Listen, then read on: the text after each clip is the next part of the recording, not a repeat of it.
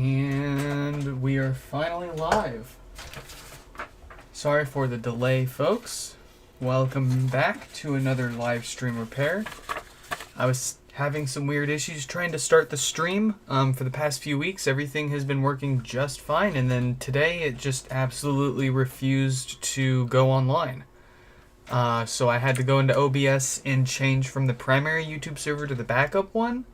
Not sure if that's a me issue or a them issue, but anyways, we've got what seems to be a fairly easy day here today. We're going to start off by taking another look at Tariq's HomePod that won't power on. A few days ago, we actually got Tariq's HomePod and we took a look on stream, and when we plugged it into power, it actually powered on just fine. So we double-checked our email. We made sure that Tariq did indeed have a no-power issue.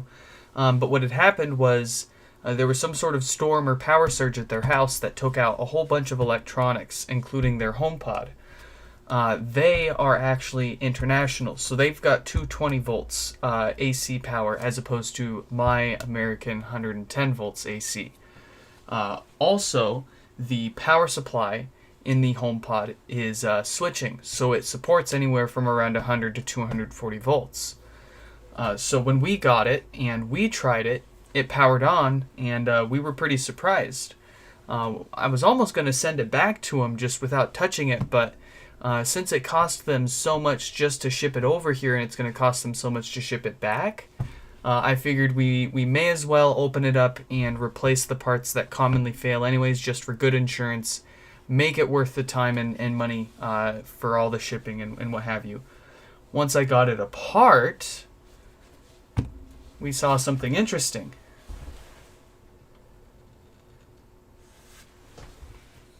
If we get up close, if we get up real close,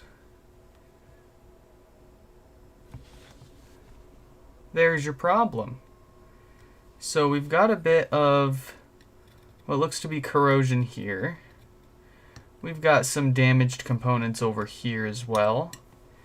And then over here, this capacitor is actually bulging, and it's got some, looks like it has some stuff leaking out of it, which may have been the cause of all this corrosion. So my guess as to what happened with Tariq's HomePod here was with his 220 volt power, it must have blown part of the 220 volt part of the power supply. But based on how the power supply works, it probably just honestly, I'm not smart enough to tell you exactly why it failed this way and why it doesn't work on 220 and it does on 110.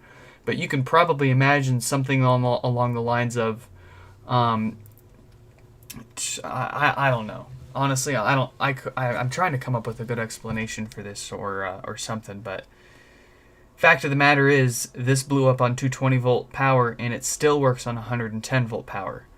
So we're going to replace this power supply with another one. We're not going to try replacing this or anything, or repairing this or anything. We're just going to keep it for potentially other good parts on here and replace it with another one entirely. Good news is their amplifier went almost completely unscathed. It did get a tiny little bit of heat. It looks like a little bit, just got a little toasty right here, but it's nothing we can't clean up. But everything else seems to have survived. So we're gonna get this amp out, and we're gonna also replace the usual parts that fail on here. Of course, we're gonna get that Schottky barrier diode replaced, and then we're just gonna make sure that this amp still works. Doesn't have any other outstanding issues.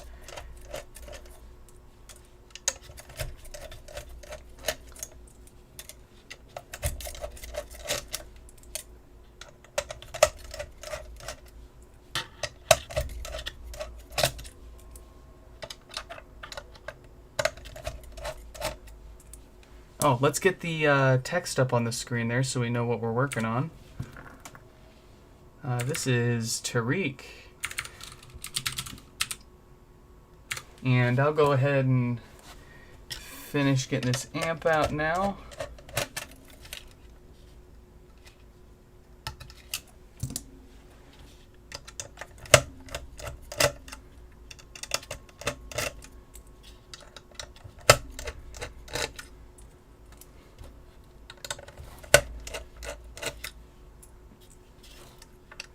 It's not the first time we've actually seen that kind of failure. As a matter of fact, on my YouTube channel, I've got a short. I think it's like the short that shows on like my channel when you go to it, like the channel trailer or something like that. But anyways, I bought myself a no power HomePod, and when I opened it up, I saw pretty much the exact same thing, but with a lot more corrosion damage all over the amp. This thing is stuck in there. Oh, I missed a screw. Okay. I'm glad I didn't start reaming on that thing.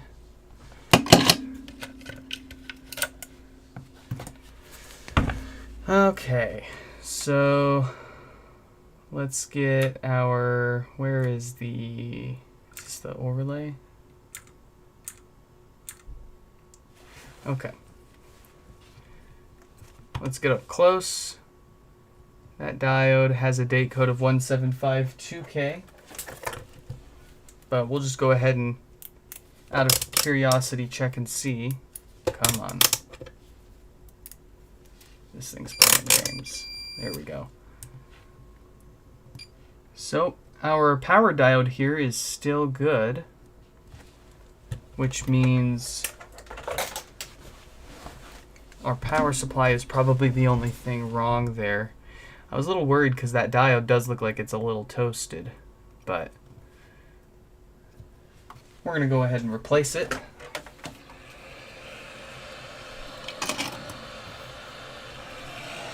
You can solder a 2-contact onto a 3-contact. Yeah, yes, that was my guess.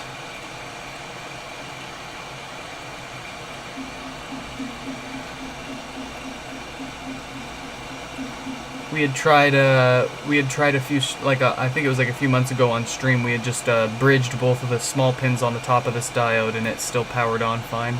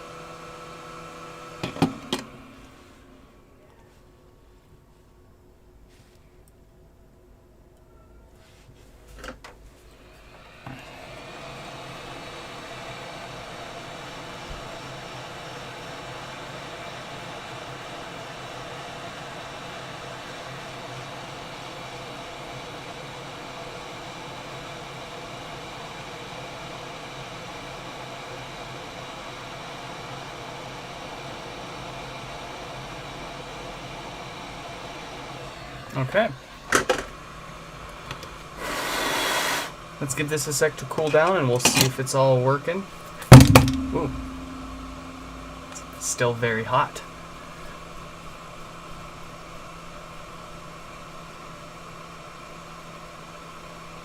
I'm not sure if it was intentional for them to pick the two-legged diode or not.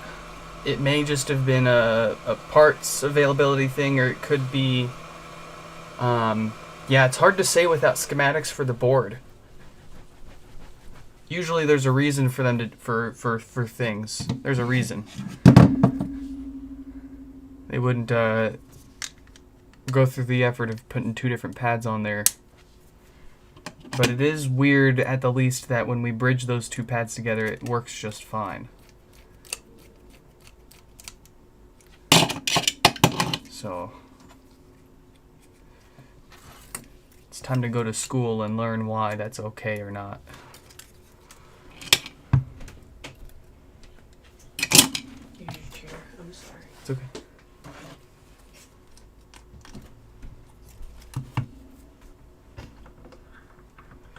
Are the two small contacts connected on the board? Let's find out. You can find out yourself too with a quick simple test with a multimeter and a parts board. Or hell, use a working board. Don't blame me if you break it. Yeah, they're connected.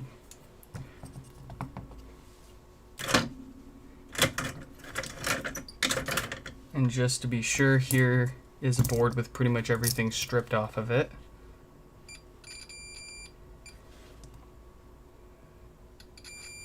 Yeah, those pads are connected.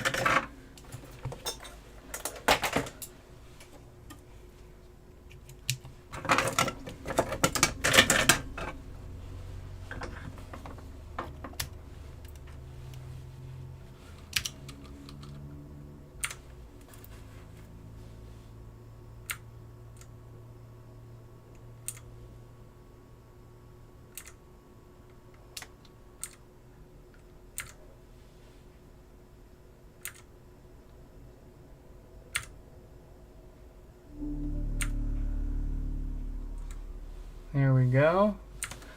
Okay, so our offset looks excellent. We've got good sound, and obviously it's still powering on without a problem. So let's put this back together, and we'll take care of the other two for today.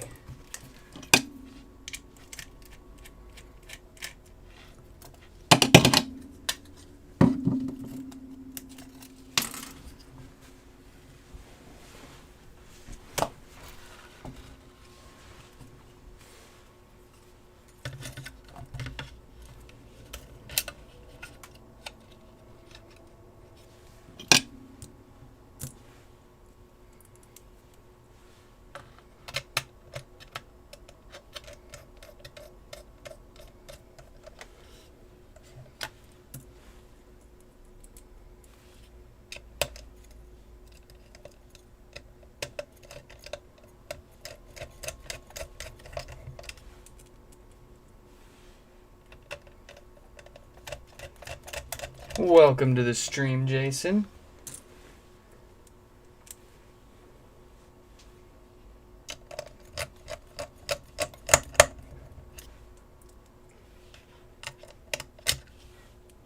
Buying broken HomePods to fix up is a perfectly safe and legal thrill.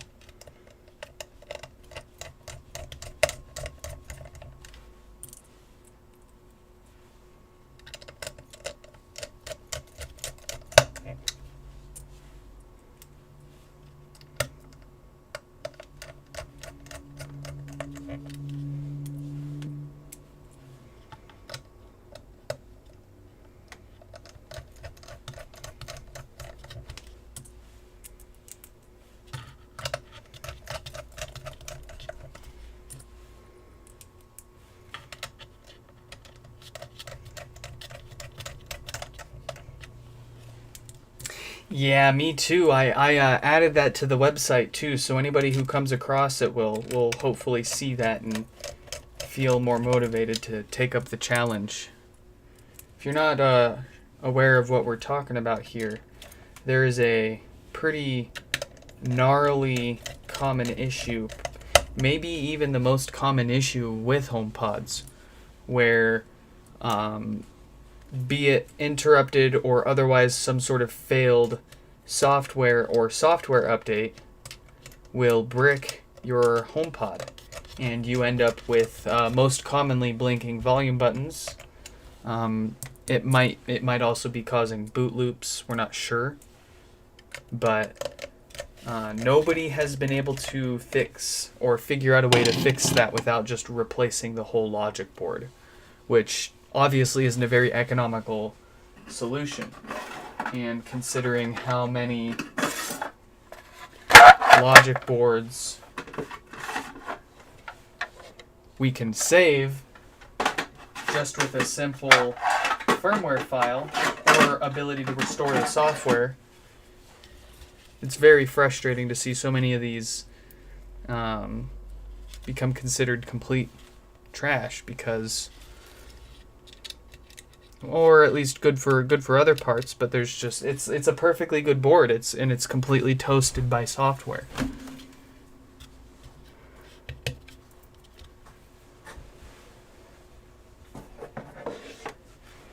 Okay.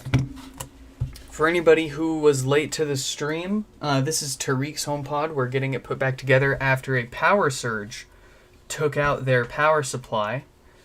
I'll go ahead and show you guys again really quick a comparison between a good power supply and the one that we pulled out of Tariq's here. The interesting thing with it is when he first sent it in to us, it actually powered on just fine. And we reached out to him and we said, hey, this is weird, it's powering on fine, is there an issue with your house's wiring or something like that? And they actually said, no, but I do have 220 volt AC power, not 110 like you do in the US. So that prompted us to go ahead and just open it up anyways and take a look inside. If anything, just replace the parts that commonly fail and make it worth his time to ship it back and forth. But once we got inside, we found a pretty pleasant surprise with the power supply having a bit of corrosion on there. And actually the capacitor over here is bulging too, so I think what happened, and there's fluid coming out of it, what probably happened was the power surge coming in through the 220 blew up the cap here, leaked liquid, and corroded a bunch of stuff, and whatever was on the 220 line fried that part of the power supply. But the 110 volt part of the power supply is still working just fine, which is why it worked for us. So we're going to get it replaced with a good power supply. You can see that nasty bit of corrosion there, and if we get real close you can even see there's some other components over here that are pretty toasty. Pins on the power supply were starting to go, but amplifier survived, everything else in the pod survived. So we replaced the Schottky barrier diode on the amplifier that usually causes no power, and we're going to put this back together with a different power supply, so that way when they plug it back into their 220 volt power, it'll work for them.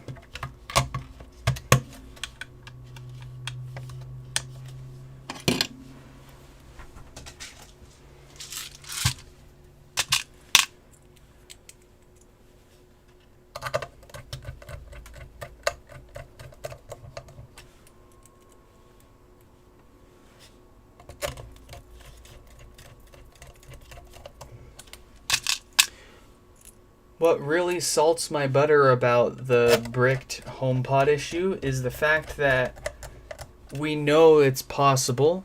You can connect a USB cable to the bottom of the HomePod and plug it into your computer.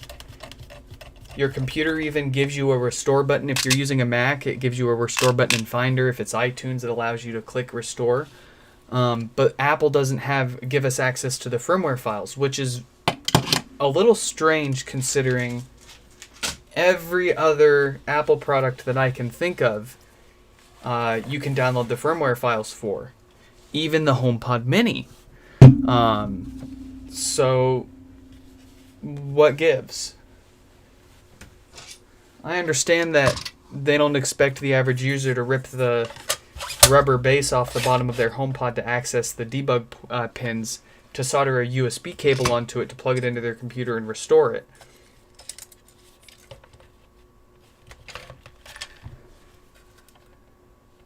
But there's got to be a way.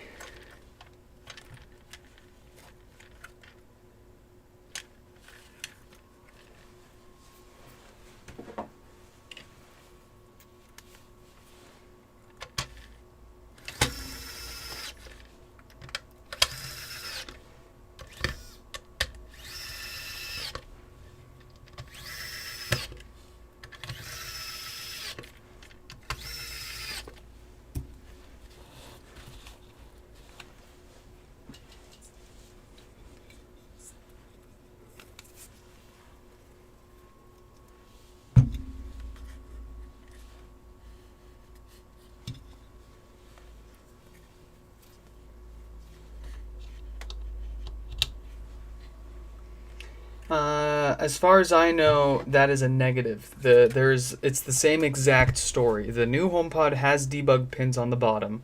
It's underneath the rubber foot that you peel off. But there's no, as far as I'm aware, there's no firmware access for it either.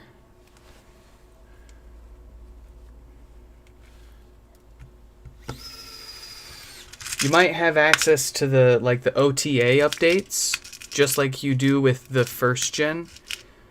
But the OTA updates are not restorable firmware files. They are different.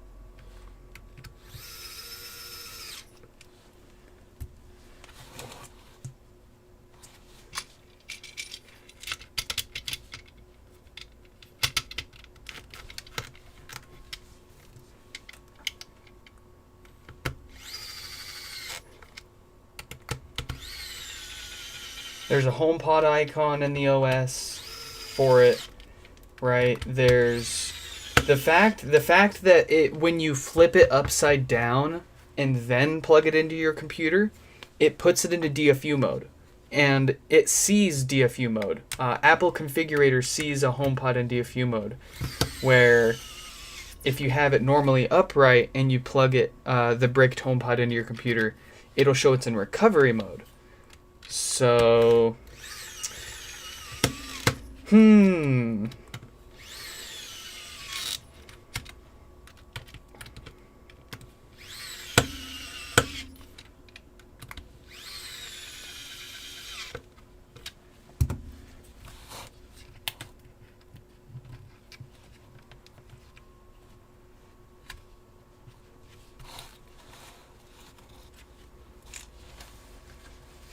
I did not get to your HomePods yet. They are next.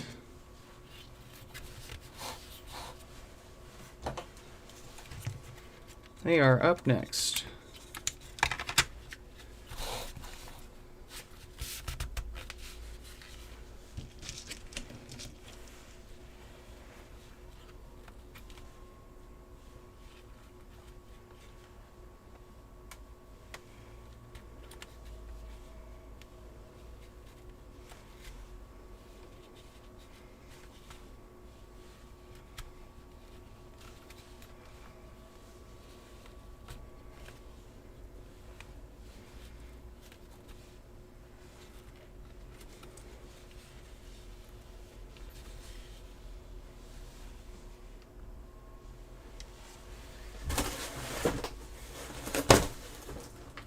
Oh, you're Jimmy from Florida. No, I apologize. I do not have yours yet.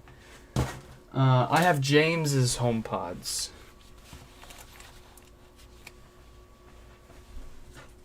I'll email you when I pick them up from UPS, because I have no idea whose packages show up.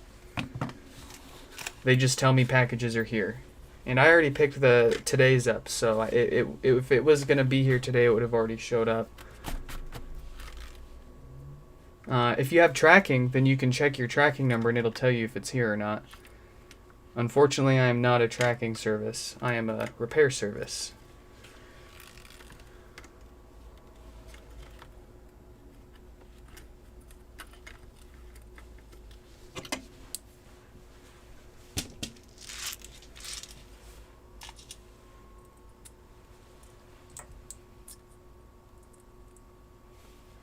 Oh, those are the wrong ones.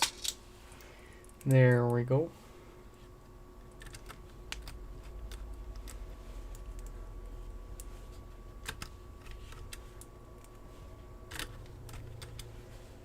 Let me see, did you send me a tracking number?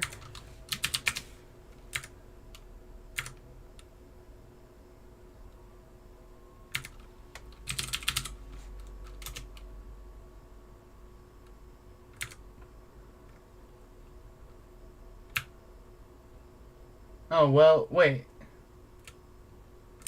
You're confusing me. Are you Jimmy or James? Because this box says James.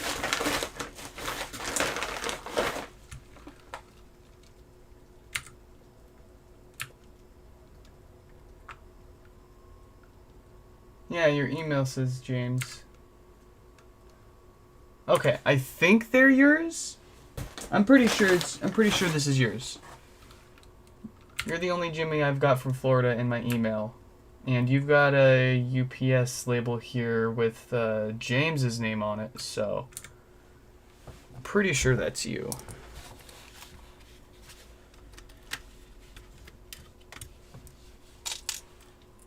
But if that's you, then we've got yours up next.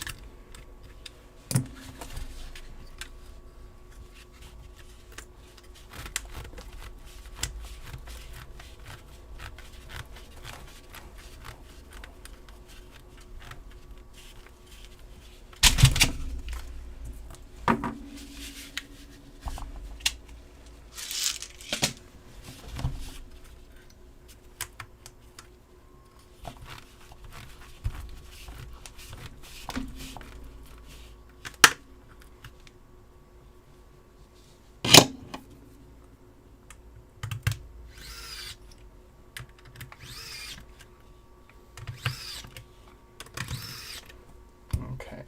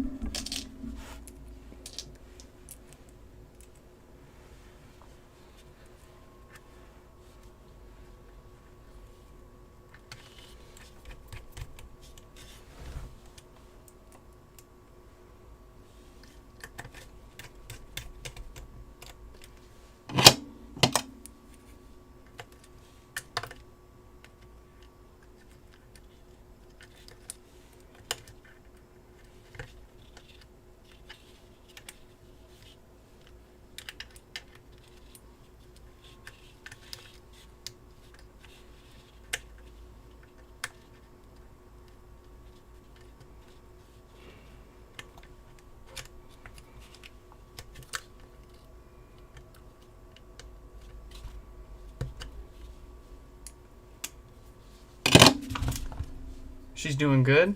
She's doing good. Sorry, it's hard for me to talk and work at the same time. I always make mistakes when we do that.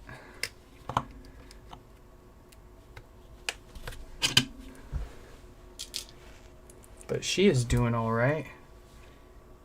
She's hit her 2-month mark.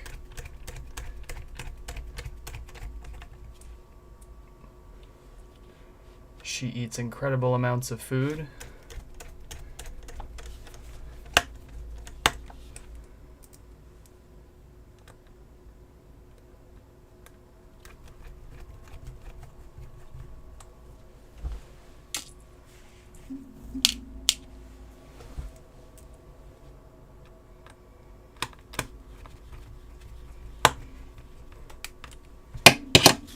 Okay. Let's stick this top on.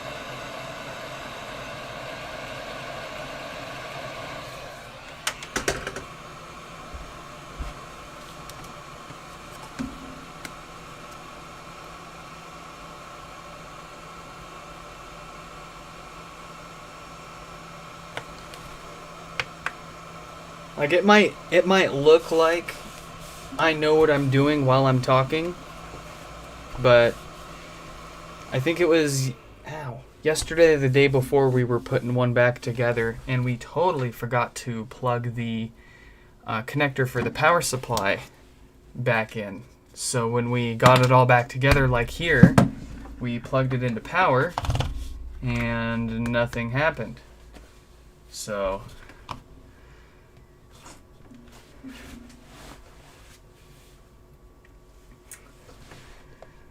I think the worst I've done working on my car was I forgot to put the there's like a shim that goes in between the transmission and the engine, and it gives just enough space for the starter to not like grind up against things. So I'd finished putting the transmission in after swapping the clutch out, dropped the motor back in because I had blown that up, and started it, and it would grind like crazy.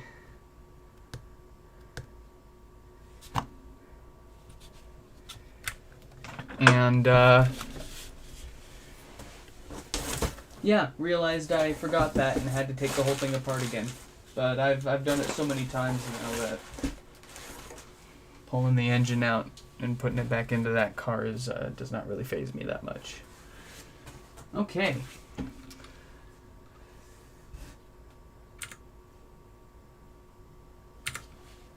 Let's see.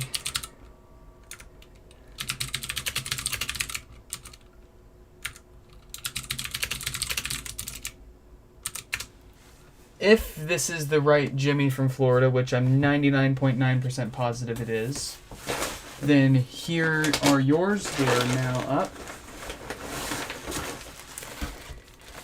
If you are not the same Jimmy from Florida, then yeah, check your tracking number and you can see where they're at. I don't actually know.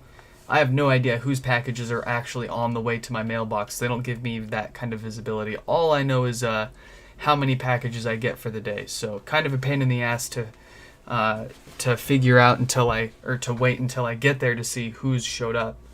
But it is what it is, and it beats dealing with porch pirates and sharing my home address with everybody on the internet. So let's get the text updated on the screen here. Do you want to go by James or Jimmy? I guess you want to go by Jimmy because that's what you say in the chat. So we're going to go with Jimmy.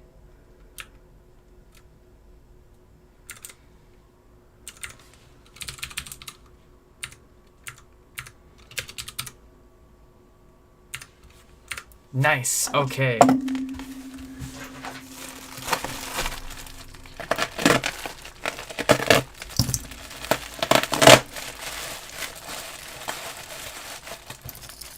Very well packaged. That's good to see. Sometimes we get people sending these in like a 6x6x6 box with no padding whatsoever, and it's just the naked HomePod bouncing around. And it's like, you open it up and shit's like rattling around inside, and you're like, oh, come on. That's why I had to change the wording on my website to basically say, look, pack it well. If you don't, and you break shit because of it, you're gonna pay for it. I'll fix it. I'll gladly fix it. And I will send it back in a bigger box.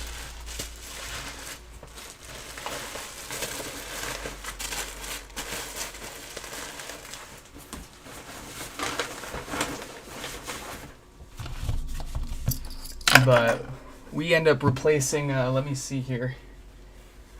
It's this top basket here that usually gets smashed up when people don't properly pack their HomePods. If it's not that, then it's the subwoofer that gets bent up.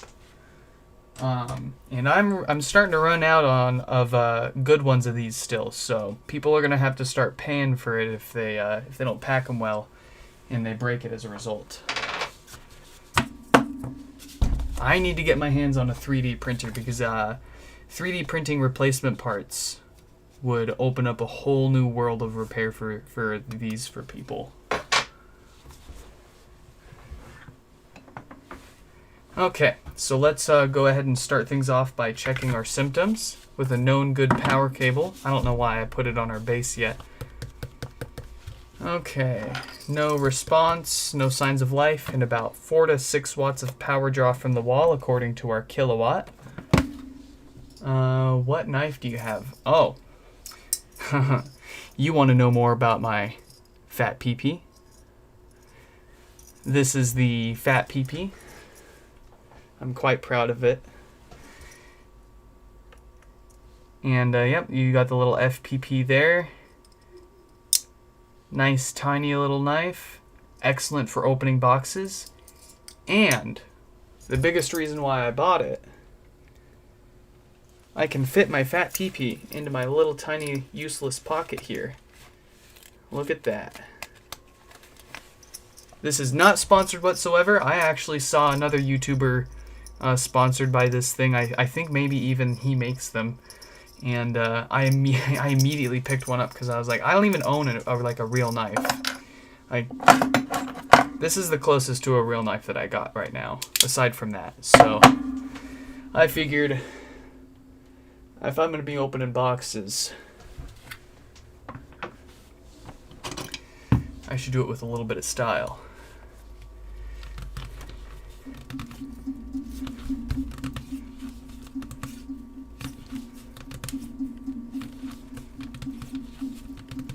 So we're going to start just by prying this top off.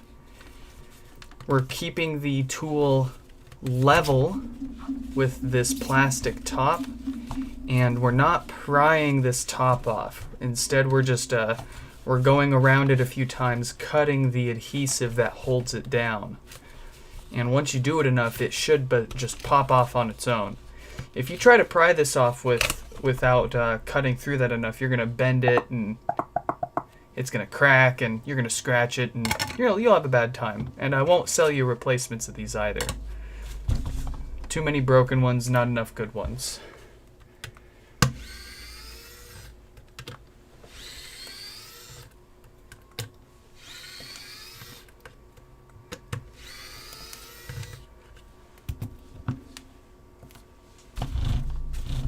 Man, I feel like today's theme of the stream is just sass. I'm feeling sassy.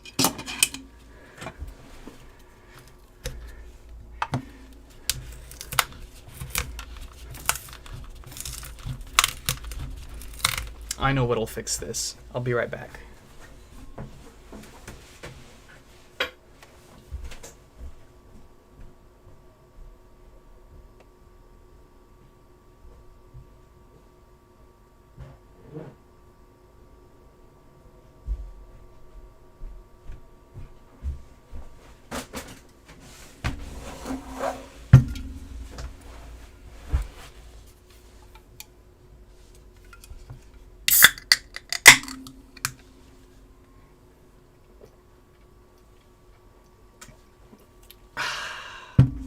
Room temperature. Just the way I like it.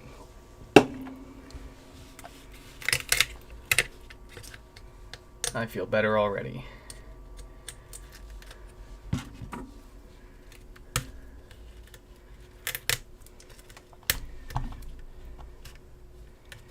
That will be my unpopular opinion, is I prefer room temperature. Majority of my drinks I prefer room temperature.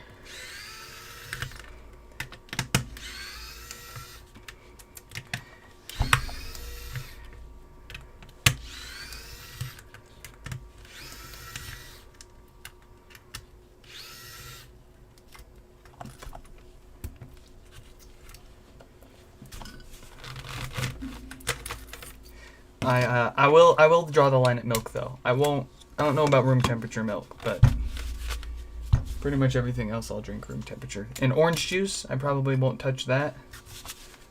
You're betting diode? I think that's a safe bet. Bad diode's statistically always going to be a good bet.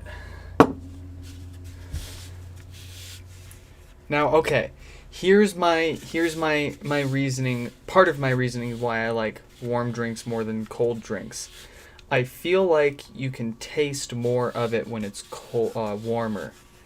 More pronounced flavors, less just cold masking flavors. And it's quite obvious with like Jägermeister. Take a shot of frozen Jägermeister. I mean, hell, that's why a lot of people freeze their Jägermeister. It makes it much more stomachable. But if you want to really taste the Jaeger, you want to take a room temperature shot.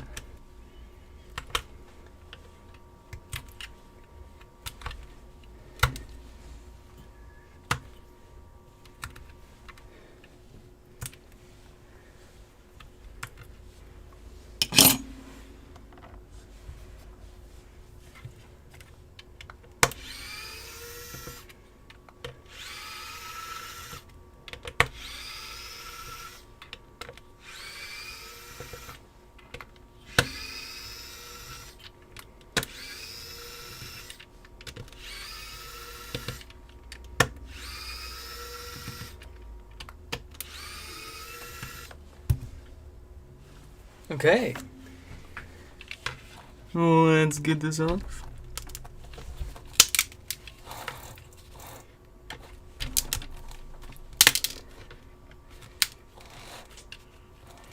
I should be a surgeon. Ooh. Very high compliments. I might have the dexterity of a surgeon, but I don't think I've quite got the brain of a surgeon.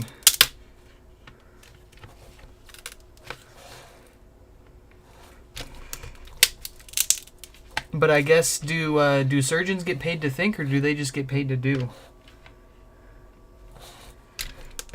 I understand, like, with being a surgeon, sometimes you gotta make some quick thinking decisions, but you know what I mean. Like, for the most part, do surgeons get told what to do and then just do it, or do they plan all that out too? Are they the majority part of how a surgery is gonna go down, or planned to go down?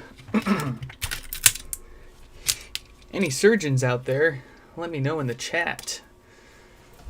Is there a doctor here?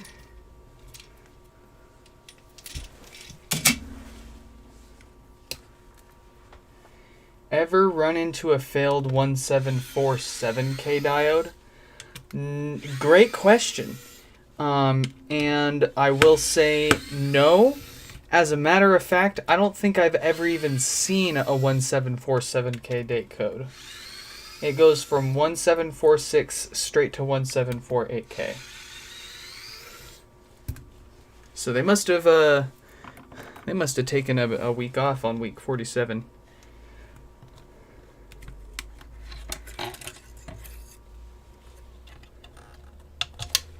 Subwoofer check. Looks good. Feels good. Smells good. Happy little woofer.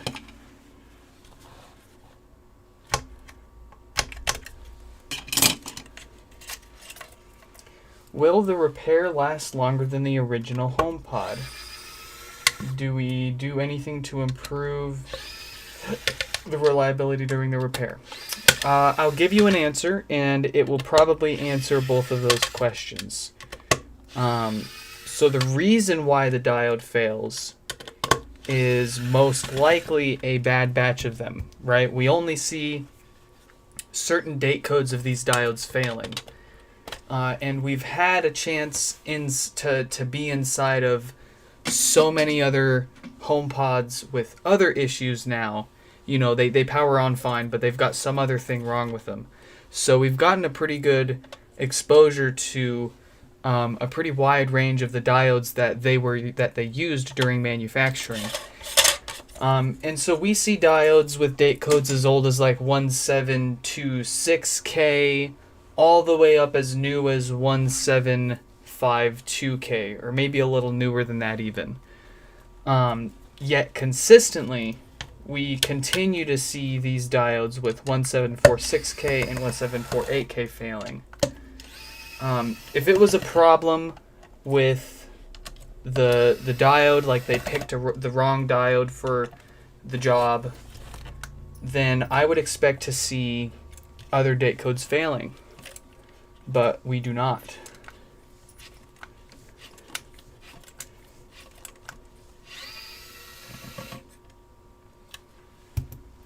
Hey Nick, I saw your website being used in a video by Snazzy Labs for HomePod 2 review. I've been watching Snazzy Labs since they got onto YouTube. I swear if they used my shit without giving me credit, I'm gonna cry.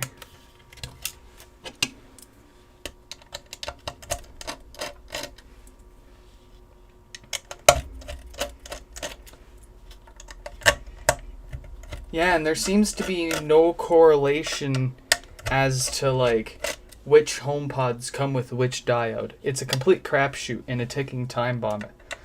So, by simply just replacing the diode with a brand new one that doesn't have that date code, we're good to go. It's not going to happen again. You're going to have some other problem. It's going to brick itself. Yeah, actually, that's probably what'll happen. It'll eventually probably just break itself.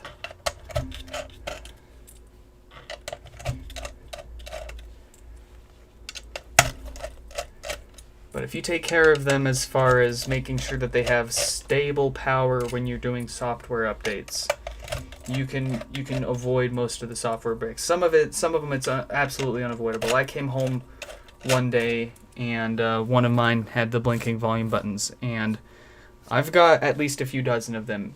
So only one of them having that out of all of them sucks, but it could be worse.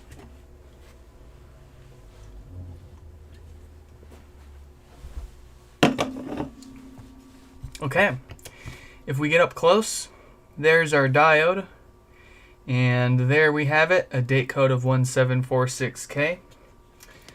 If you were curious, here's my parts tray, and here's how it works. Pretty much just, these are all of my brand new diodes that we use for repairs, and then these are all the used ones that we pull off of every single HomePod. We replace this diode every single HomePod that comes in, regardless of whether it's working or not. So most of these actually have date codes other than 1746 or 1748K. I'd say there's probably between 1 to 300 of those in here. And then you've got the dead diodes. These are all the ones that we did need to replace because they were dead, and that's what they came in for. So there's probably 300 to 500 of those in here.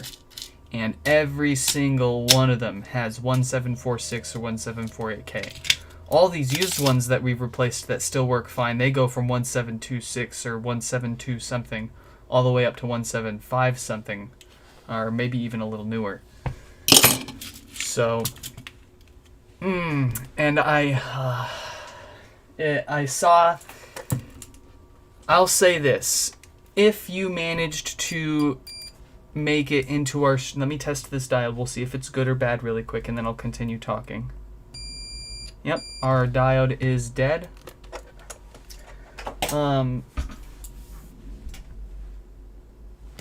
So, where was I going with this? Oh, right. If you managed to catch our live stream yesterday, before I had to take it down, edit it, and re-upload it, I think it's still editing, so it's not even back up yet. But if you managed to catch it while we were doing it live, you'll have seen that we showed something that we shouldn't have, but I went ahead and took that apart and found some interesting things that I probably can't talk about, but ultimately is pretty frustrating. And a little disappointing. And a little confusing. And intriguing. I wish I could. I wish I could do anything about that and show it, but we got to keep our promises, and we don't want to get anybody in trouble.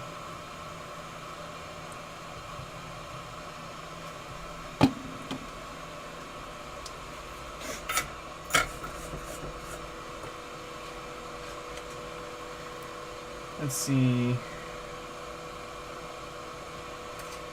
Can you fix them if they brick? Yes and no. You can fix it if you have another logic board to just replace it entirely. So in that regards, yes and no. Yes, you can if you replace it. No, it's not an economical repair because you need another working logic board entirely. And there's no way to restore the software on them. I've got a whole bunch of info for this on my website under the common issues section if you want to learn more, but basically it's not a repairable issue unless you have another logic board.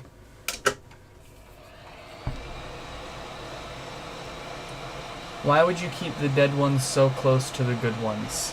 They're pretty far apart, honestly, and it's painfully obvious which ones are used and which ones are brand new.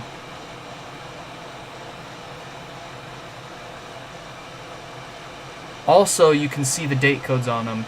So like I said, the dead ones all have 1746 or 1748K. And you would never catch me putting a diode, even if it still works, with the same date code back onto a board. These new diodes that we use have a date code of 2144K. So significantly newer, like 4 years newer.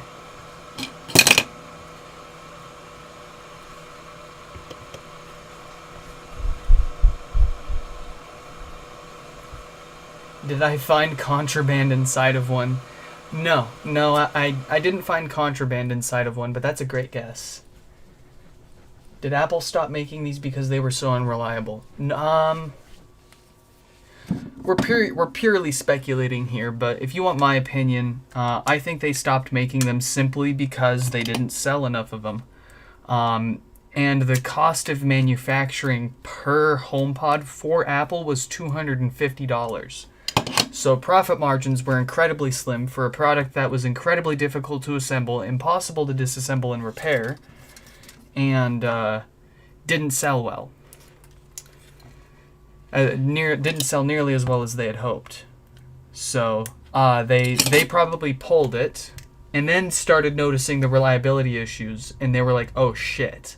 So they pulled it and went back to the drawing board and tried to figure out how to make it cheaper, more repairable to a degree, and bring down that cost of production and bring up those profit margins. And they seem to have done a decent job of that with the second-gen HomePod. So, we've got their amp powering on. That's good. Looks like we've got it fixed, but we'll wait for it to finish booting up and listen to make sure that it produces sound. Let's check its DC offset, and then we'll get this put back together.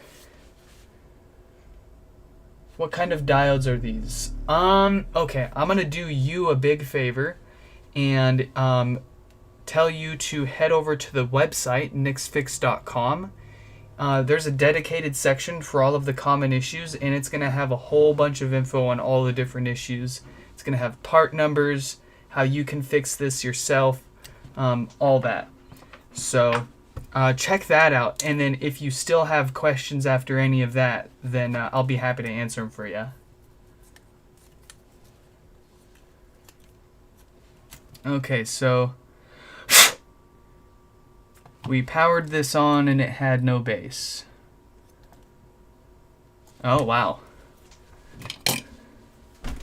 Got a little bit of extra goobers over there we need to clean up. That might have something to do with it.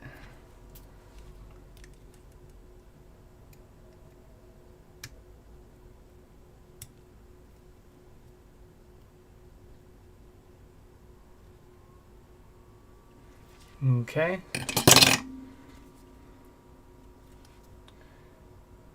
Make sure there's no crap in my logic board either. This happens all the time.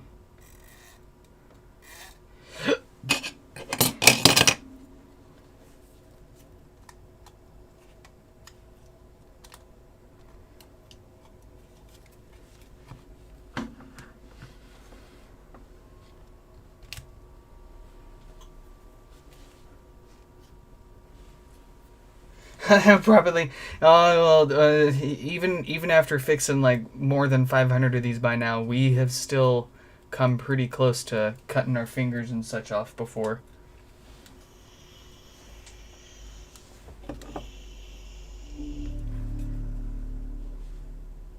There we go. Okay. Yeah, we just had a little extra crap on there we needed to get off. But we've powered on without a problem. We've got good bass, and our DC offset is well within spec. So this is ready to put back together.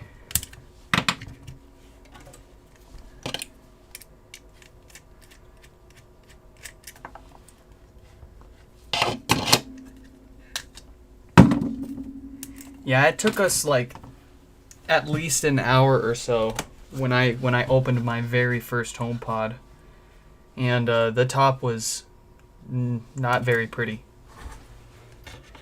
But practice makes perfect. Or you can cheat. You can use rubbing alcohol. It'll make any of the adhesive steps a lot easier. A little bit of alcohol, a little bit of heat.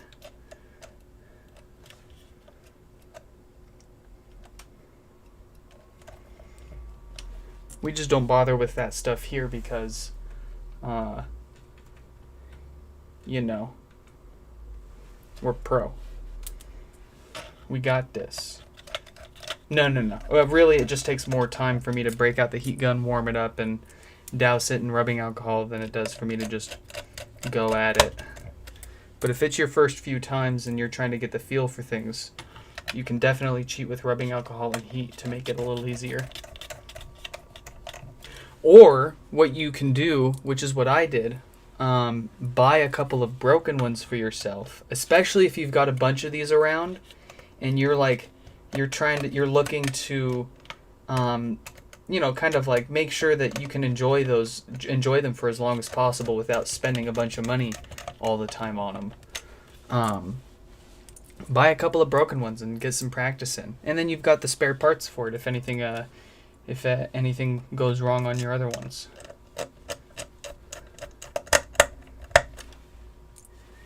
Yeah, unfortunately, as much as I want it to be there, you won't see any crazy stuff in yesterday's live stream when it goes public.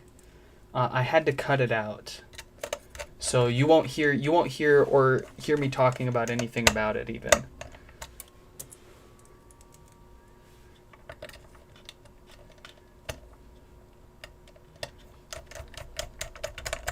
Or you may hear me say a few things about it, but you won't see anything about it.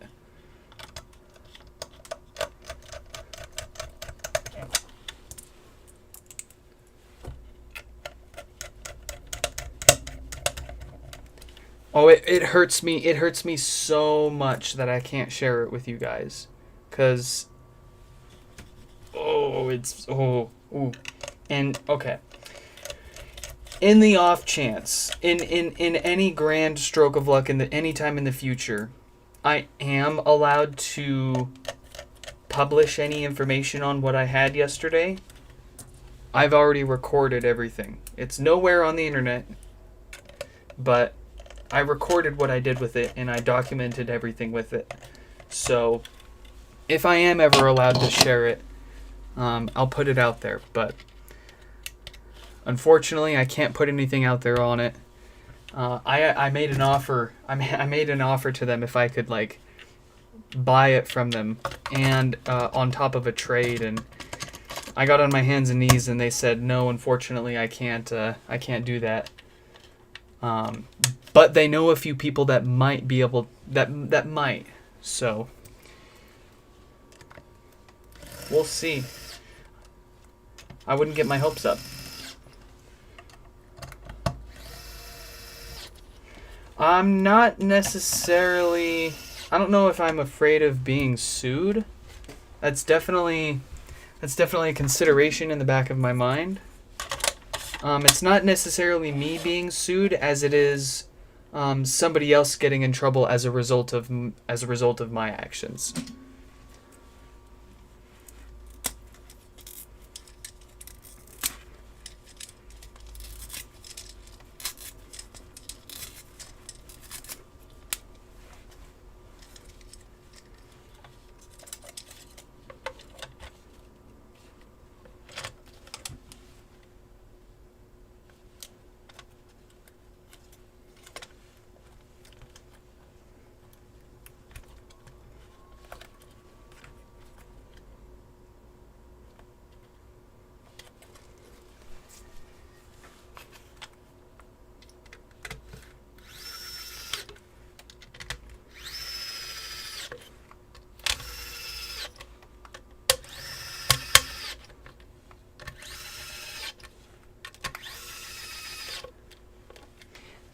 Oh, also, if you were in my Discord server, then you would have caught photos of it as well.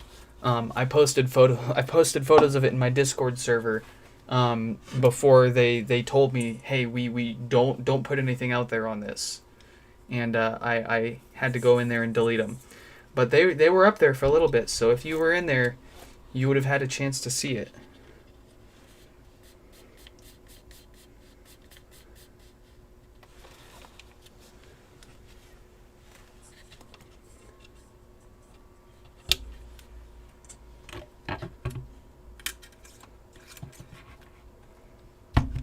burns me up inside.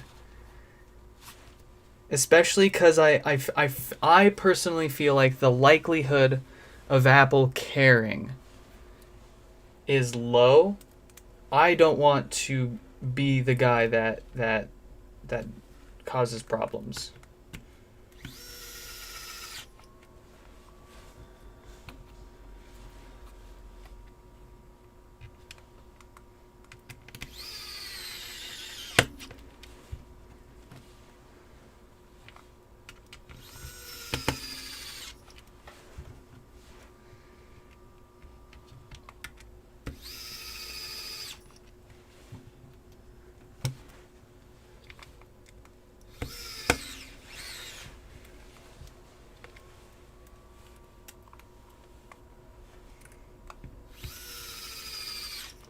Hidden treasure. I guess you could call it that. Depends on who you ask. To me, absolute hidden treasure. To the average person, they probably wouldn't know the difference. But if you know your HomePods, then you would know.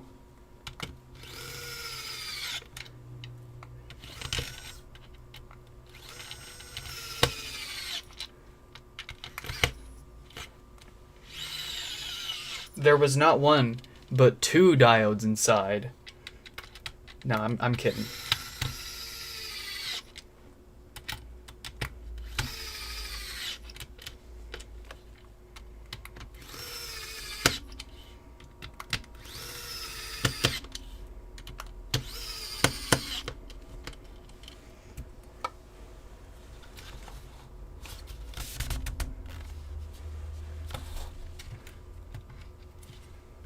Oh, and what's funny is, okay, here's I'll tell you as much as I can tell you and how this whole thing went down. How about that?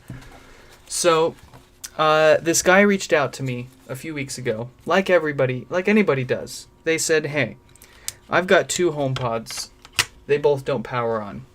Here's their power draw. Can you fix them for me?" Completely standard. I'm like, "Yeah, sure. Go ahead and send them in." So we get them. And usually, for my daily live stream repairs, I don't open anything up. I bring the boxes into my room here, and when the stream starts, that's usually when I open them, right on stream. And then we together check the symptoms for the first time.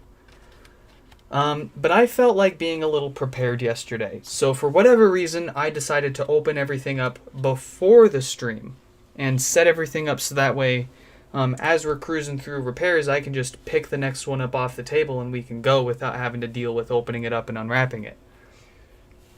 So I was doing that, and I got to this fellow's HomePods. And when I opened up their box, I saw something inside. And I'm going to try to keep this as vague as possible so that way there's enough deniability here and people can't really say for sure what I'm talking about, but if you're smart enough, you can probably figure it out. Anyways, I opened up their box, and with their HomePods, I saw inside there something quite interesting. My wife even noticed right off the bat, like, that looks different. So, I was like mildly freaking out. I was like, "What the hell is this? What did this guy send me?" And then I was like, "Okay, I'm gonna shoot this guy an email. I'm gonna be like, I want to do a dedicated video on this thing that you sent me, so that way I can spend the extra time doing a really thorough, in-depth look at it for my viewers." And for myself, of course. I'm very curious. And then I also said, if it's possible, I'd like to buy it off of you and give you a HomePod on top of cash for this thing. And they didn't respond in time before I started the stream. So I started the stream yesterday. And we did our intro, and then I brought in the thing that they had sent, and I briefly showed it on stream, and I said, also, we got this thing here, and we're going to do a dedicated video on it. Very interesting, blah, blah, blah. Look at it all around. Quite interesting, yeah. And then I put it away, and we moved on through... We started doing our repairs for the day. A bit through our stream, the gentleman emailed us back and said, do not publish anything on this thing. Do not put any info out there. Don't put any videos or any you know what I'm saying. Don't put any info out there on this thing I sent you. I'll give you a call if you want to know more information. And I'm like, oh shit. And then they were like, you might get a visit from Apple Security if you share anything on this. And I'm like, oh shit, okay. So I immediately, mid live stream yesterday, I go and I private the live stream. Because I know, like, I'm it's too late. I already goofed. I'm gonna need to private this thing, edit this stream, and remove that, so that way, nobody gets in trouble. And, yeah. So, it was a pretty much complete stroke of luck that I managed, that not only did I open up the day's repairs before the stream, but that I also emailed the guy and asked if it was okay, and they responded before it was too late, and I was able to clean my mess up. But man, the whole thing, like, they didn't say anything about it. They were kind of surprised that I noticed, and like, of course I'm gonna notice. Like, I'm the guy that's personally probably handled more HomePods than anybody else in the world. Like, I'll brag about that till the day I die. So, like, of course I noticed. But he went on to tell me, he couldn't tell me how he got it. But he explained to me a bit about it, and I'm just sitting there drooling the whole time listening to him tell me about it, and that's about all I can really share, but...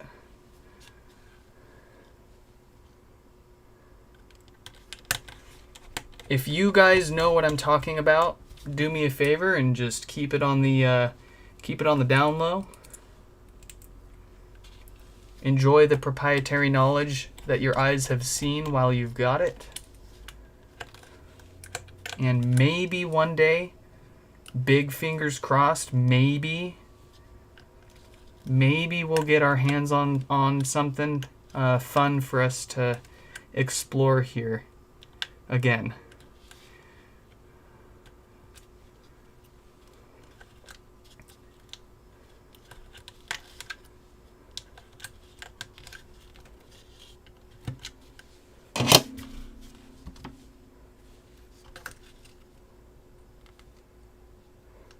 Yeah, exactly. You know the drill.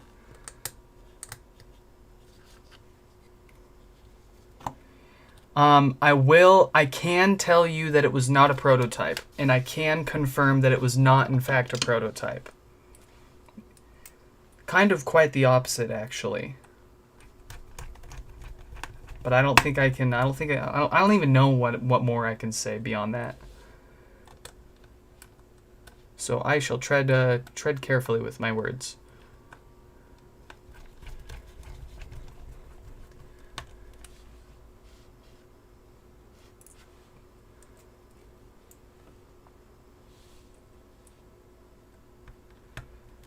Was it visible from the outside, or did you have to go inside to see it? No.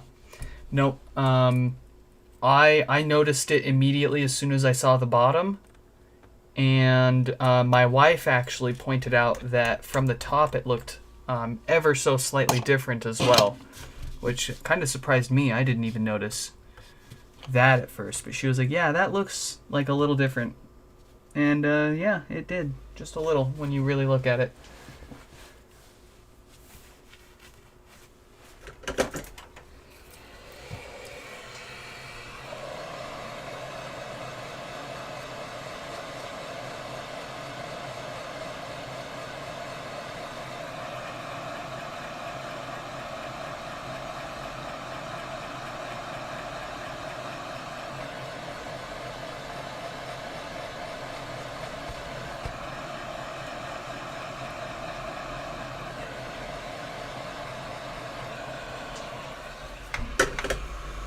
I did get to take it apart, though. I'm very happy about that. I did get to see the insides. I have thoughts. I have questions.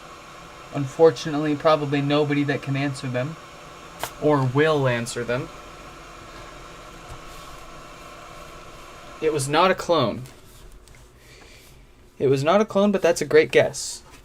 I do have a clone HomePod, though, that I have been saving for an upcoming video series idea that I have called Stupid Speakers. So I've just been picking up random, like a lava lamp speaker and a Budweiser beer can speaker.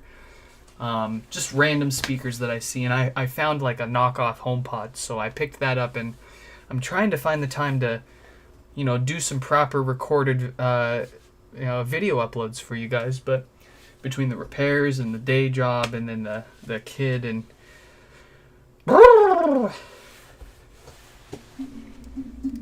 What is time?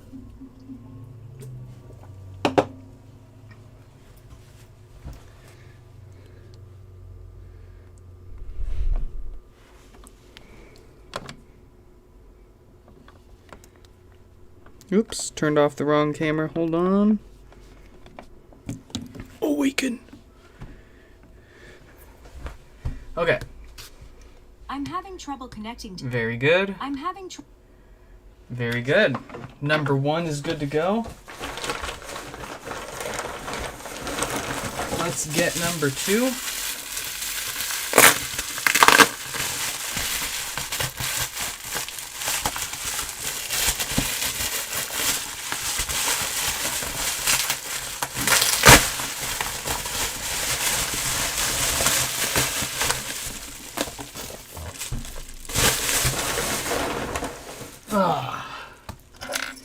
Break out the fat pee-pee.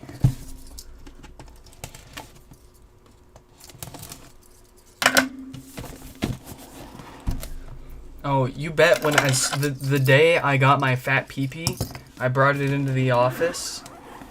I had to show all my coworkers my fat pee-pee. I was very proud of it.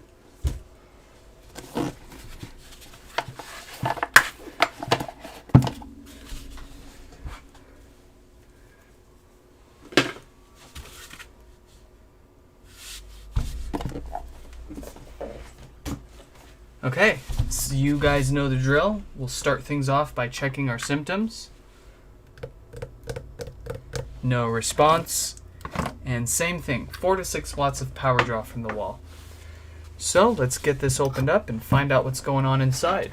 Most likely the same failure as usual, but you never know until you know, So let's know.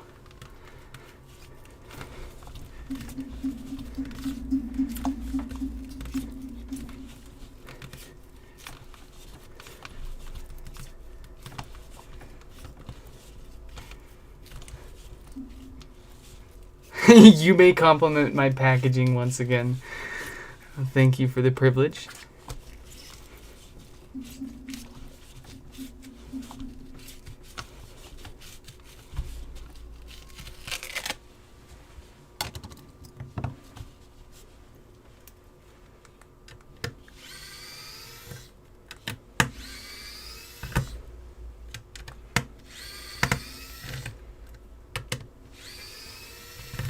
Oh, that one stuck to my finger.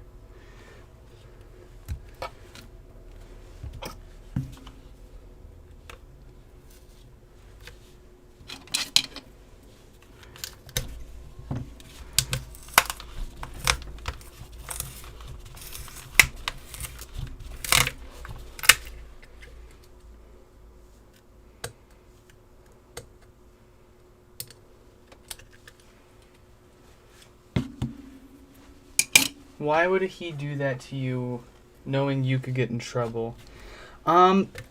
So, to be fair, I'm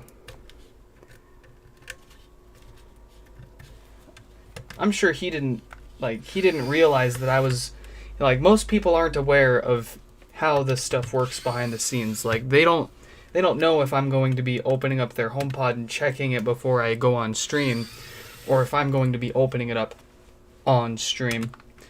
A lot of people honestly just don't know a lot about what we do or how we do it. They just simply know that we're able to fix these things. So they send it in. A lot of people don't know that we live stream them either. So I'm not going to blame them for it. Not at all.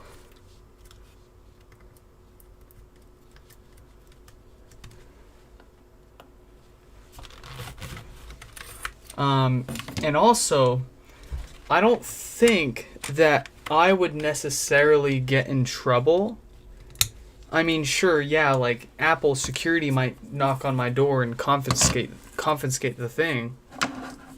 But I don't think I would get in trouble for, I don't know, would I? Like, all they care about is making sure that they have their shit.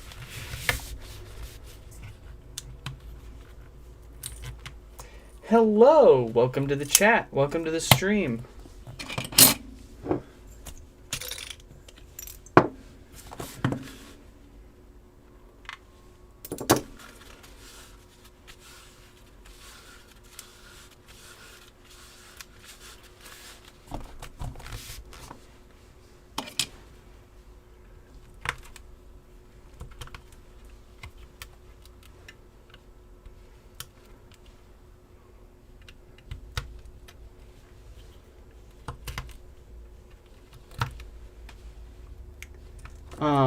Oh yeah, and also I don't think he would, like, it sounded like when I talked to him on the phone, he didn't think I would notice.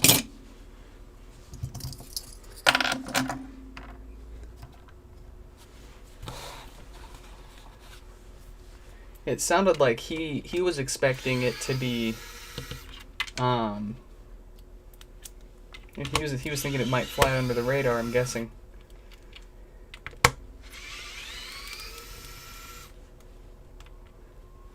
When you talk about a second generation HomePod, are you talking about the HomePod Mini? Negative. Anytime I talk about the second gen HomePod, I mean the second generation big fat boy. If I'm ever talking about the HomePod Mini, I'll call it just the Mini.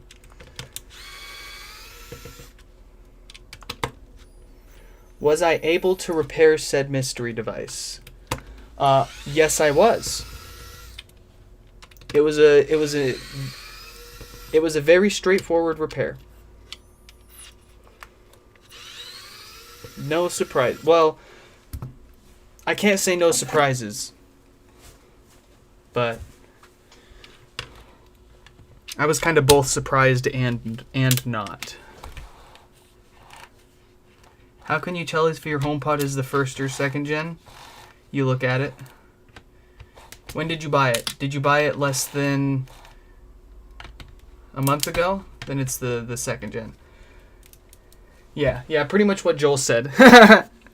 The second gens have a larger top plastic, and the volume buttons are always there. They're printed onto the top on the second gen. The first gens, the volume buttons are LEDs, so they turn off when the display is off. So that's really the biggest way that you can tell the difference between the two. You can also tell by the power cable if it's removable or not. If it is, then it's the second gen. If it's not removable, it's correction. They're both removable, but only one of them are user replaceable.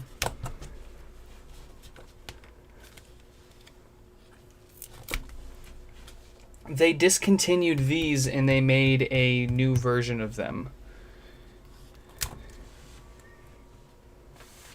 So you did miss a fair bit.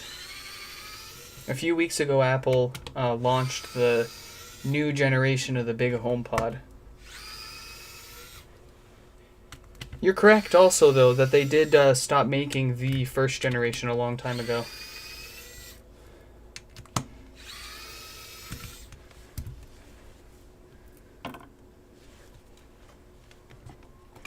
Ooh, woofer check. Looks good, feels good, smells good.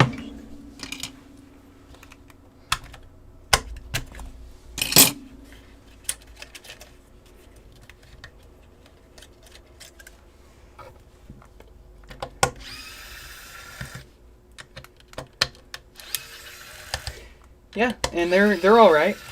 Purely from an audio perspective, I wouldn't be jumping out to replace my first gens with the second gens. I still prefer the sound of my first gens. But from a hardware standpoint, they are better.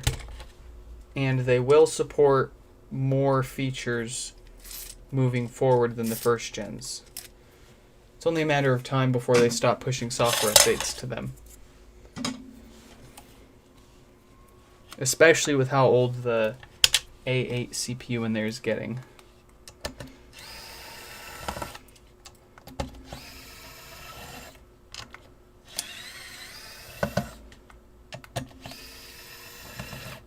Original generation.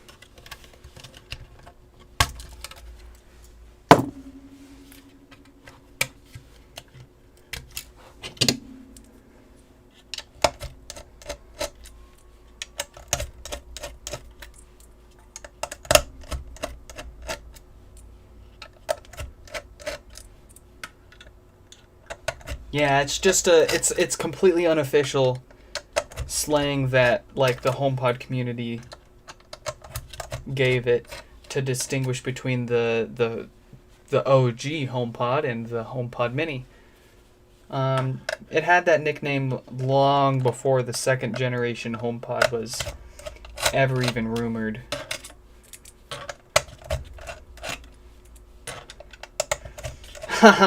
Oh my god, I love the Reddit threads on the HomePod subreddit where like every once in a while someone will just ask what is OG? And there's always somebody that of course says original generation, and then there's somebody that says original gangsta. Every time, without fail. I wonder if that's you. I wonder if you're the guy that leaves that Reddit comment.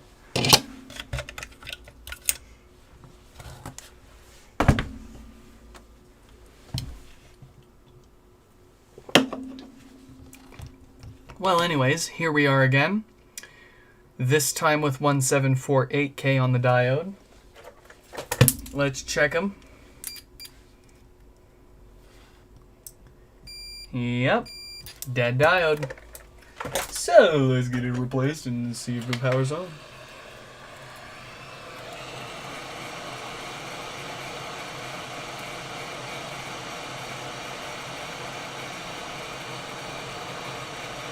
Yep, I'm in the same boat as you. For me personally, as long as I can continue using my first generation HomePods as AirPlay speakers, I could care less if they end support for them.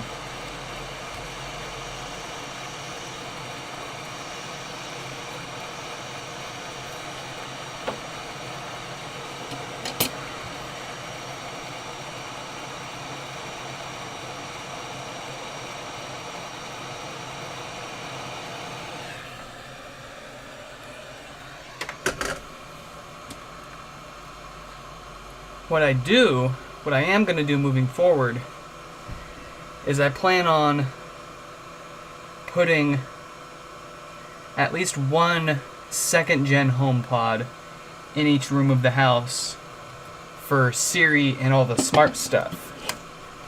And then I'm going to disable Siri.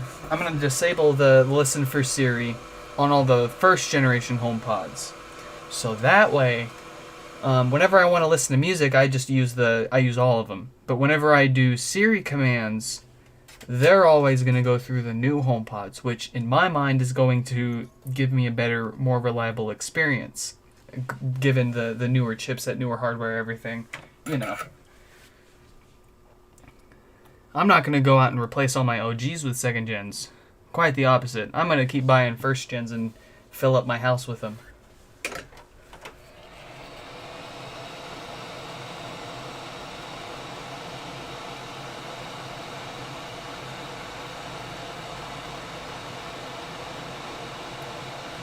I recorded a replacement of the STM chip. Yeah, I did. I can't even remember if that was working or not. The challenge with replacing that STM chip, I think, is that if you buy them brand new, I don't think they come programmed. So you'd either need to dump the program from a chip from another amp board, or you would just need to straight up pull the chip from another amp board. But I need to buy some of those brand new. I could only find them on AliExpress, but they're there. I need to buy a few and test that.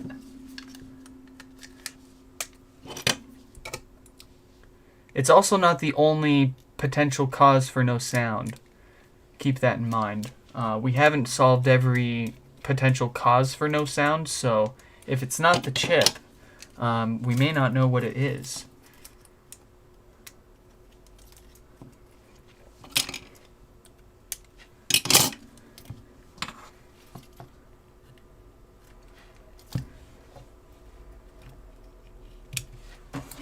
Let's see if it works.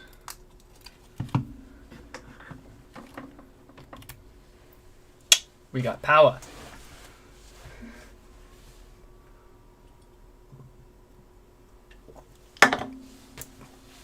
Yeah, and to think like as recent as like a week or so before the second gen HomePod was launched, I was paying upwards of $100 for broken ones.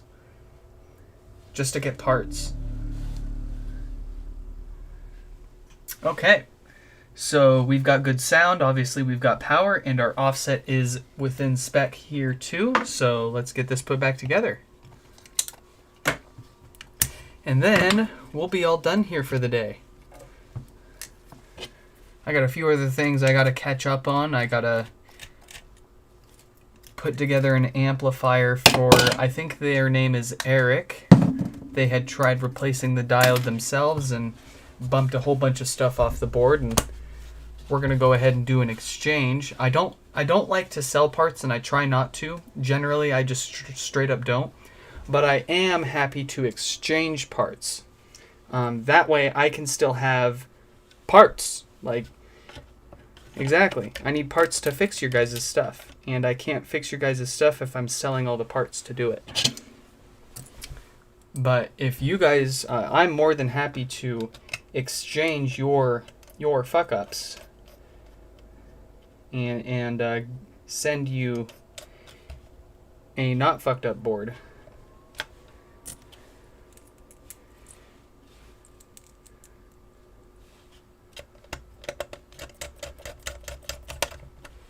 If phones were this finicky, people would run from Apple like crazy. See, I might disagree with that, because you look at how much over time Apple has made it difficult to repair their iPhones, and you could debate recently they've started making some changes to go in the opposite direction, but I digress. They started putting all those arbitrary locks on their parts. That way, if you replaced them, it disabled features, it gave you warnings, yada yada. And that didn't seem to impact their sales a whole lot. People didn't generally care. They just want to go buy a phone and use it for a year before buying another one.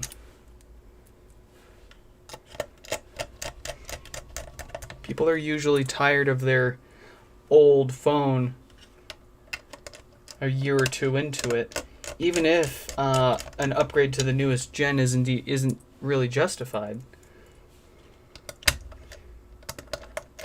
So when somebody breaks their phone, oh yeah, sometimes they'll see that as an opportunity to justify getting a new one instead of just fixing it. But can't help those people. They're the same kind of people that go and buy a new car every 2 years too. You never get the oil changed, and then they just like have the expectations set for themselves that like cars only last a few years, and it's totally normal.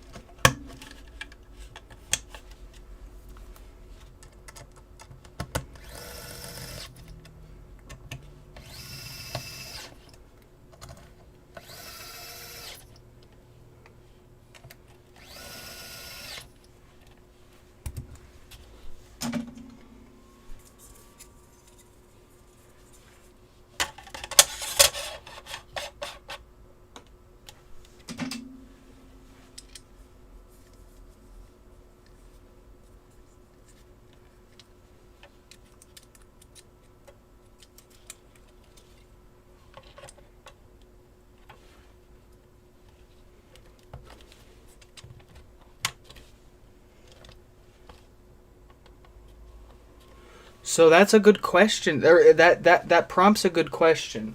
So you say, imagine if the same percentage of iPhones simply stopped working. We'd have a different issue on our hands here.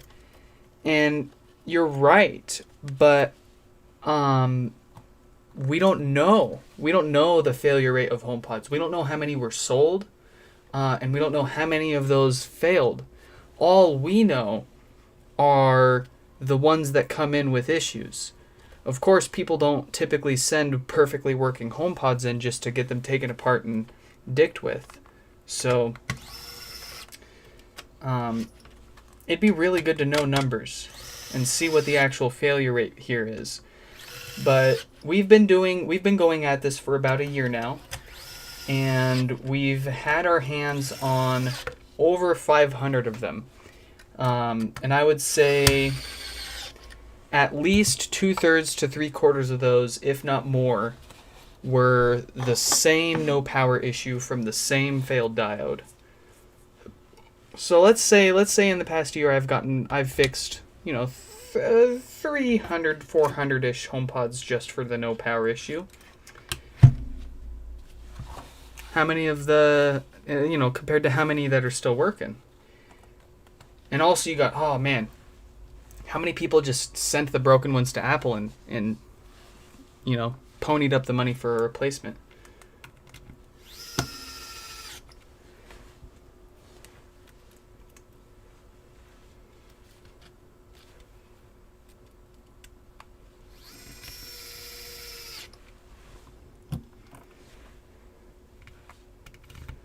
I will say this. I've got a few dozen throughout my house, and I would say probably half of them were I bought broken and fixed, but the other half going strong, no problems, never opened them up.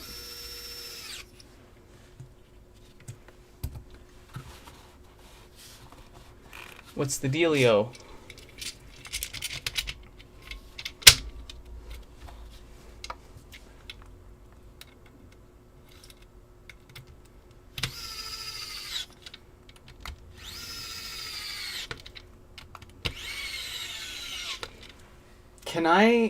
Can I just say it's incredibly fucked up that we're in the situation where you feel like you made the mistake because you should have bought Apple Care for this?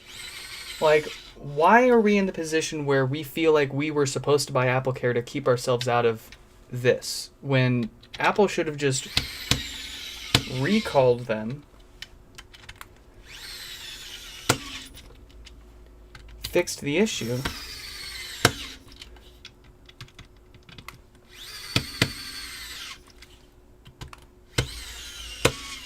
like, you shouldn't feel like you have to buy extra warranty for your products. That way you don't have to worry about it breaking and being shit out of luck when it does. That's really messed up in my mind.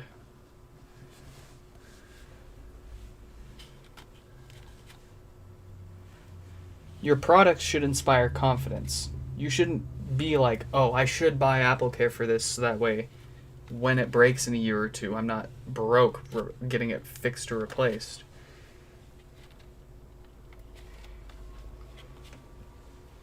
You should be like, yeah, this thing's gonna last like 5, 10, 15, 20 years. But if I break it, or it gets broken by somebody else or stolen, then it would be nice to have Apple Care.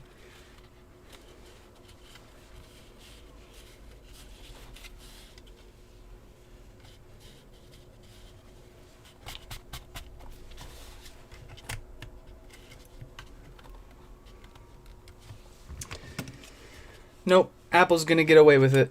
They have successfully swept it under the rug, and with the launch of the second gen, more and more eyes will be on those and less on the issues with the first gen.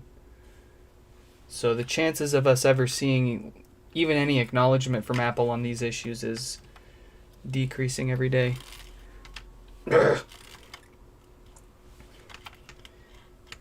There was that class action lawsuit that they lost with the OS 14 update breaking them. People were getting checks cut out to them for that. I never got my check.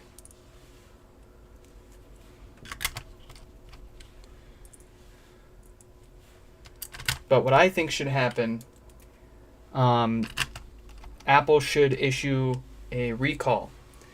And anybody with the issues with their first gen HomePod should be able to get a free replacement for one that won't have the same bad parts. If somebody had already paid for it to be repaired or replaced, even through me, they should get a check cut for them for compensation for that. Cause you guys shouldn't be paying for this.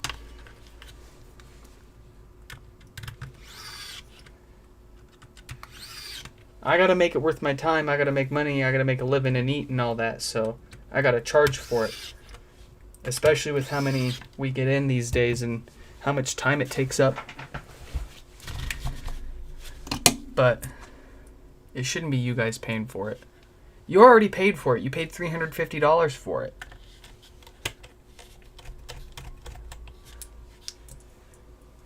And like I'll okay. We'll go ahead and switch gears a little bit and play a bit of devil's advocate here. Because a lot of times what I hear from people is like, it's a $300 speaker. Why I expect it to last like 5, 10, I expect it to last an X number of really long time. And my problem with that argument is it's not necessarily, you're comparing apples to oranges. Because you're basically saying this is just a speaker, and it's not. Yes, purely analog speakers should last for years and years and years and years. If you don't abuse them, they should last a very long time. But this isn't just a speaker. You've essentially got an iPhone 6 with a power supply and speakers and an amplifier for each individual speaker crammed into a sealed enclosure. Of course, there's numerous things that can fail, even if you take 2 years to test it. So yeah, things are, you're bound to make mistakes. There's going to be problems with them. But at the end of the day, what matters is how you handle those mistakes and take responsibility for that. And that's why I dislike Apple the most, is they refuse to take responsibility for the issues that they create.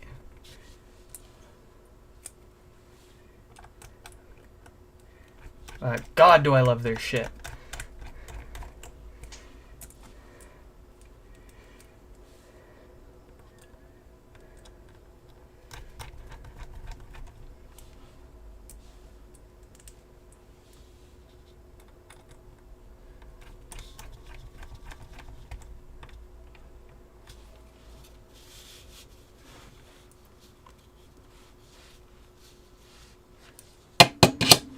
Okay.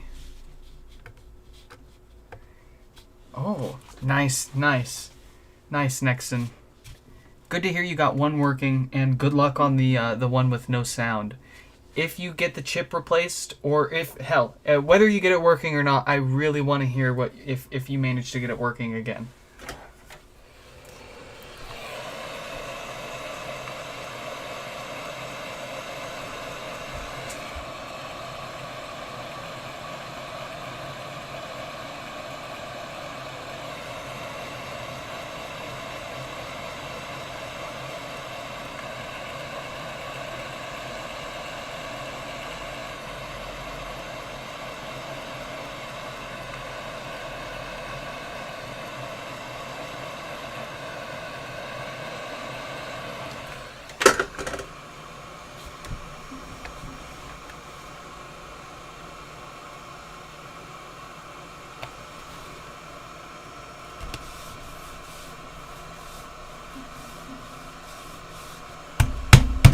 Okay, let's see if it works.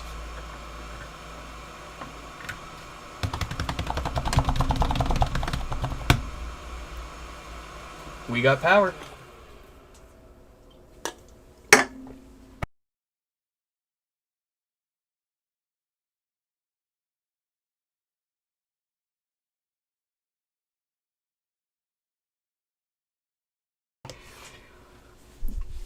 my Nissan Leaf developed a battery fault and Nissan replaced it. Props to Nissan, because they could have, depending on the timing of that, they could have very easily just claimed that the battery had exhausted its expected lifespan. But props to them either way for going ahead and replacing it. Especially the battery, because that's a very expensive component of the car. That's good. I'm having trouble connecting to the internet. Aren't we all? Alright. Jimmy checks out. We got everything fixed up here today. So that's it. That's all I've got for you here and now. If you have any questions, feel free to leave a comment down below after the stream ends. If you're looking for more info on doing your own HomePod repairs or sending it in to be repaired here on the channel, check out the website nixfix.com. I've got a dedicated section for the common issues, how you can fix it, and what parts you need to replace those or repair those issues. If you happen to figure out how to repair an issue that is not on our website, please let us know and we'll be happy to add that with credit to you for it. We've also got an active bounty for the blinking volume buttons issue. Whoever figures out an easy, reliable way to repair that issue, I will send you a free HomePod with shipping. Doesn't matter where you are, I'll cover it completely. Help us get this fixed. If you aren't into, like if you don't think you can fix the blinking volume buttons issue, at the very least what you can do to help us out is head over to Apple's feedback site and submit feedback and ask them to give us the ability to, or at least the firmware, so we can restore bricked HomePods. That's really one of our only hopes that we have left, unless some genius comes out of the woods and finds a repair for this, because I've exhausted my brain on this, at least for now. Well, that's it. So hope you guys all enjoyed this one, and I'll catch you in the next one.